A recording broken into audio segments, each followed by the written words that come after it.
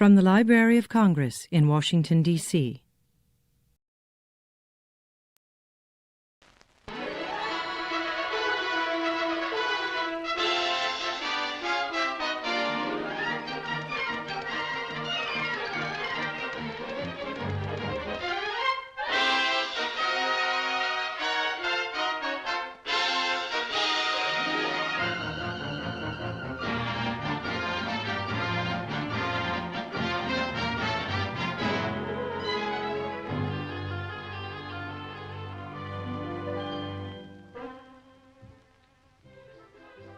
In a typical city or town, on a typical residential street, we find a typical home occupied by a typical American family. Like millions of his fellow Americans, John Q. Pублika earns enough money to keep up the payments on a new car.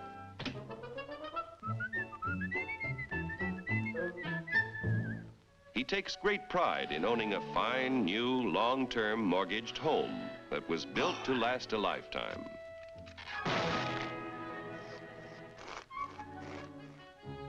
Mrs. John Q. Pублika no longer finds housework fatiguing drudgery, thanks to a host of labor-saving devices, including her husband. Mr. John Q., because of a 40-hour week, has the leisure to dream about his favorite sport. Darling!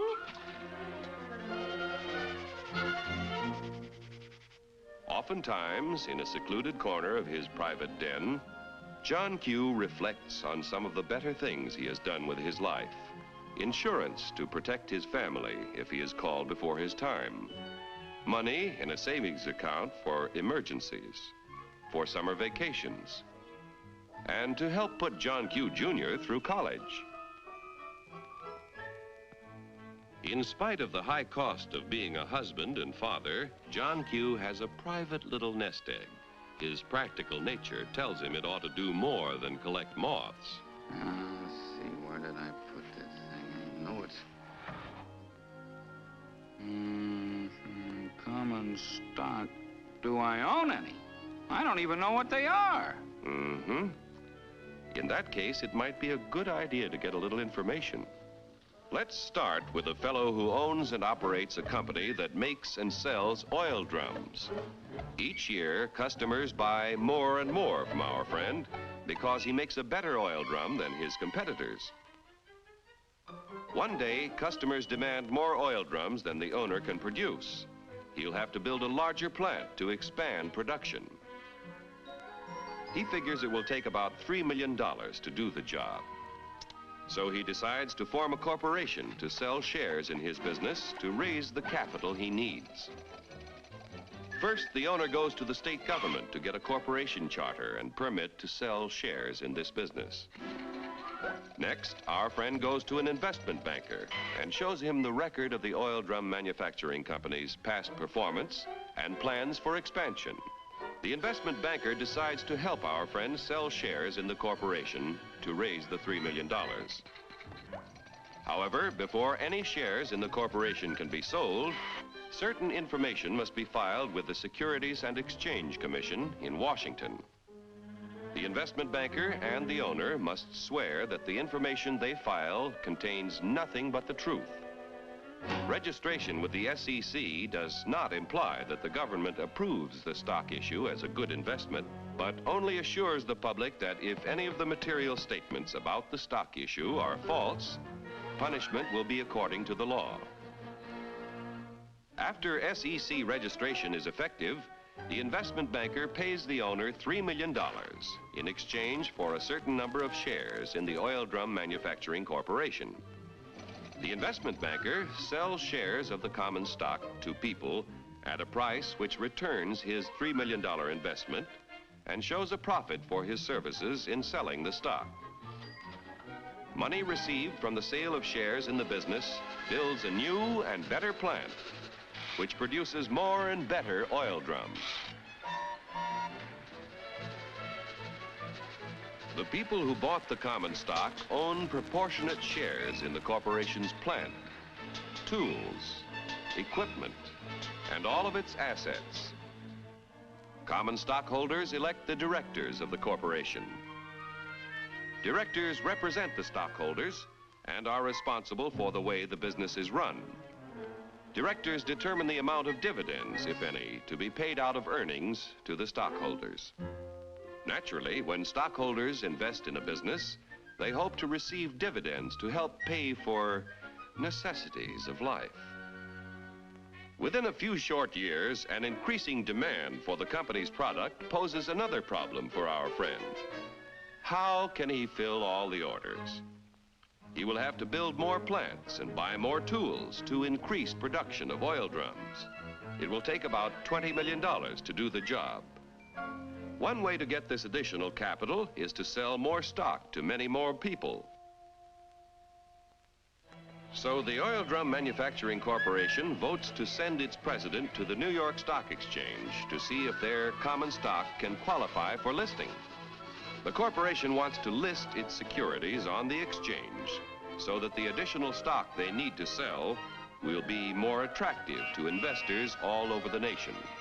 Securities listed on the New York Stock Exchange can be sold for cash anytime in this national marketplace.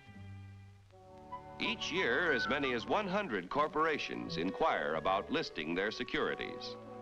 Only 20 or 30 corporations are accepted for listing, and then only after a thorough diagnosis of the corporation's financial health.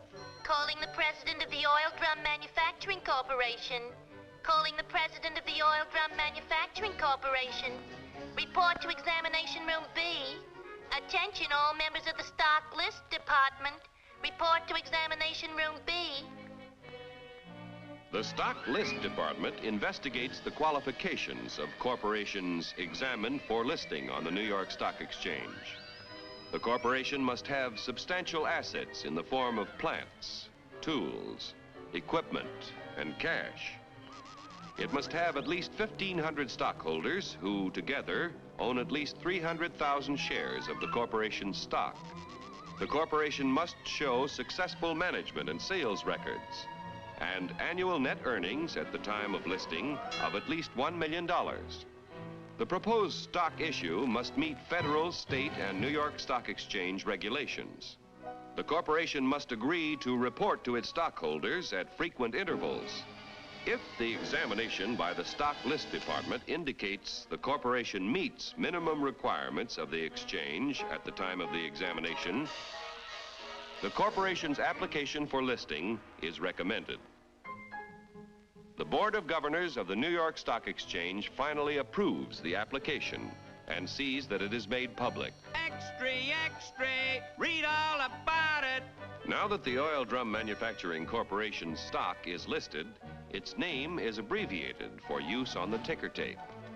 Each time ODM stock or any other stock listed on the exchange is bought or sold, the ticker tape flashes all over the nation the price and number of shares traded.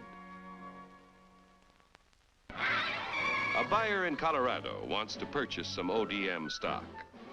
The buyer's broker in Colorado sees that the last ODM transaction was at $10 a share.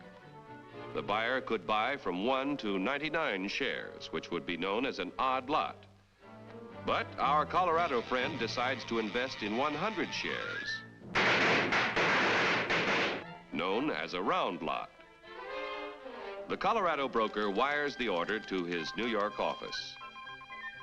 The buy order is telephoned to the floor of the New York Stock Exchange. It is given to the firm's floor partner, who becomes the representative of the buyer in Colorado. The floor partner goes to the post where ODM stock is traded. The representative of the buyer in Colorado bids $10 a share for 100 shares. But at the moment, there is no stock offered for sale at this price. In the meantime, however, in Maine, an ODM stockholder who needs cash decides to sell his 100 shares if he can get $10 a share. The Maine broker wires the sell order to his firm's representative on the floor of the New York Stock Exchange. This firm's floor partner, representing the seller in Maine, offers to sell 100 shares of ODM stock at $10 a share. The price of $10 a share is mutually acceptable and the transaction is made. Like the cowboy in Colorado and the fisherman in Maine, investors all over the country use the facilities of brokers who are members of the New York Stock Exchange whenever they want to buy or sell stock of companies listed on this national market. Yesterday's savings financed the miraculous growth of our railroads, automobiles, airplanes, farm machinery, communications, electric light and power, textiles, and countless other industries contributing to a more enjoyable life. If a part of our savings continue to flow into industry, American labor, management, and capital can continue to build new tools and plants. Industrial expansion creates jobs for hundreds of thousands of young people who must find employment each year. A growing capacity to produce things which make life better in peacetime can be our greatest protection in time of war.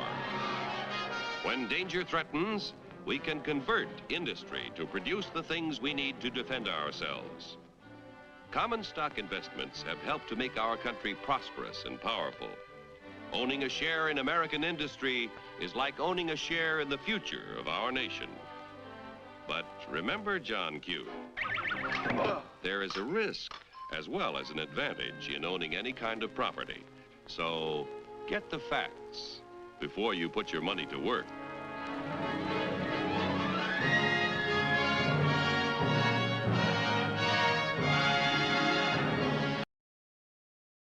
This has been a presentation of the Library of Congress. Visit us at loc.gov.